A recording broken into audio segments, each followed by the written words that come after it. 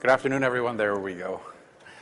I'm Ted Venema. I'm Vice President of Business Development for Frozen Mountain Software. I have with me Adam Vandenhoven, who's one of our professional services staff. Thank you for taking the time to have a look at our Frozen Mountain demo today.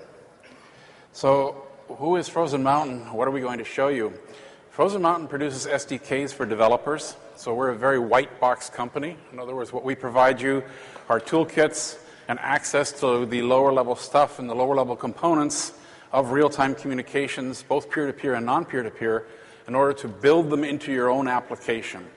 So we're not at all black box. It's not a service you use. You actually license the software.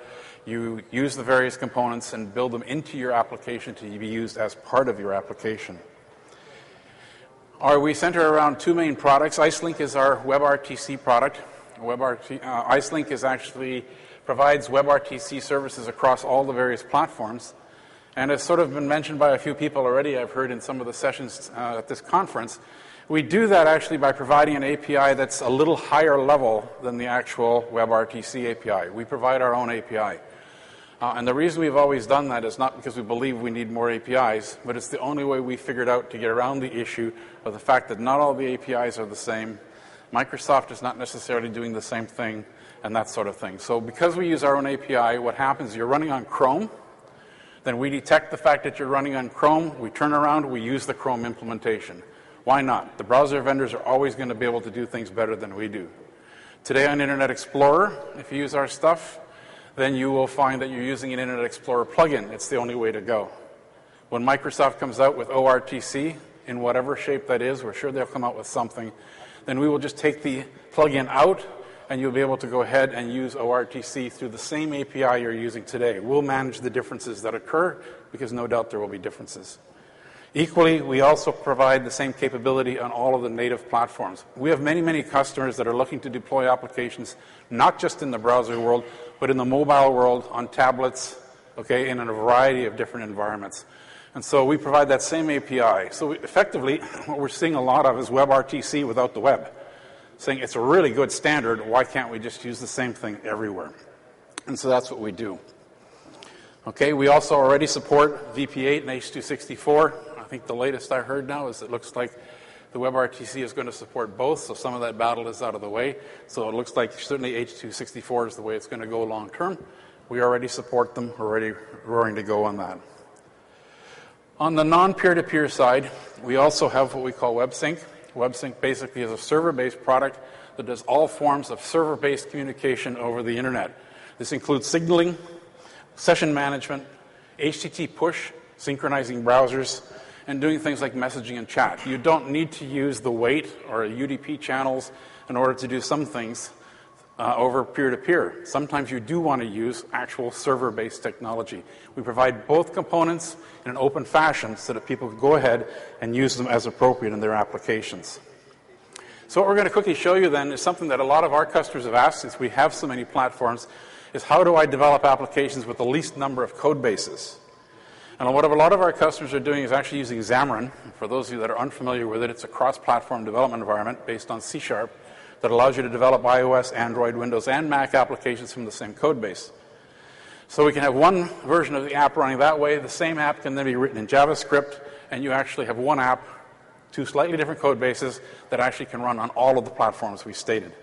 So I'm going to let Adam go ahead and show you what those code looks like a little bit and how they actually run. Thank you, Ted. So I'm just going to start with just a quick look at the code for both Xamarin and then for in JavaScript, so you can just see how it's the same. So this code here is how you actually start the conference. It's identified by a string, which happens to be, in this case, a / with a session ID. It can be anything you want. It's typically like a path. And you can process that on the back and do other useful things on the backside. And then we have callbacks and to handle failures and success. And you can do all sorts of things in that case. Oops. In JavaScript, it looks exactly the same. Different because, of course, this is JavaScript and not C#, but it's still substantially the same. You have join a conference and you give it a name, and the conference is the object that contains the streams and the local media and all that fun stuff, and then failure and success conditions. The nice thing is that this signaling CS file will run in iOS and Android and native Windows and native Mac if you're running on Xamarin. So I was going to show you how well it compiles, but it's entirely boring and not really worth it. But you just run it from, this is actually running, I just hit compile a few minutes ago, and it's running. So this is all running locally on my own server. I have the back end running already and a browser connected to it. Incidentally, all of this code is available to you in the community downloads. You can just download it, look at, we have all these examples for all the platforms. You're welcome, we encourage you to do this yourself. So here's on the browser, I'm going to join, and I'm going to give it just $9.99 because it's easy to type. So this is me connected here, and I have also, we'll pull this up in QuickTime. So this is not what's supposed to be. There we go. Okay, that's the problem. So now I'm running this in.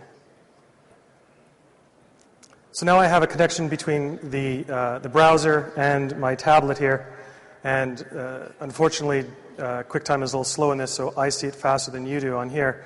But because this is a native app, I can do things like double tap, and now I'm showing the other side. So now I'm showing all you, and if I switch to here, network is what it is. But so I can switch this without changing what I'm doing. I'm switching between them, and I can do other things. I can change the volume. I can add size, resize the previews as well, if I wanted to add that code myself.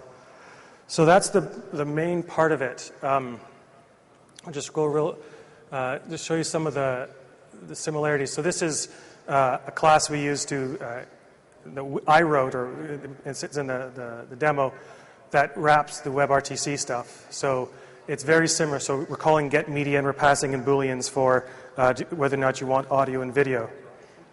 But of course, because we have control over the capture, we can decide what the height and the frame weight is. We also have the opportunity to change how it's presented. So, for example, you'll notice that, that's not good. There you go. So here that's why. This is taking over the whole screen. Now, that's in part because I've told it to take up the whole screen. If I change the scale parameters, it would letterbox it, right? But in this case, I want to use up the whole screen, so I've chosen that option. But other than that, it's identical what you would do with a regular WebRTC, with provision, of course, for this is C#, not JavaScript. And it's all very simple. Our signaling is also similarly very simple. We have classes that handle this, and you just connect to things and you take events, and you can do whatever you want. I've controlled video, the volume and things like this. These are all within your control because you have access to the device features itself.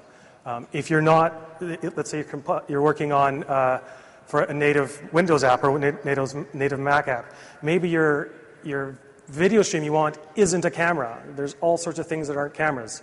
So you can write your own video capture provider, and it will send up frames, and whoever's on the other end, whether they're on a device or on a browser, they'll receive that. So you have all the flexibility to add the features you need, and that's really all.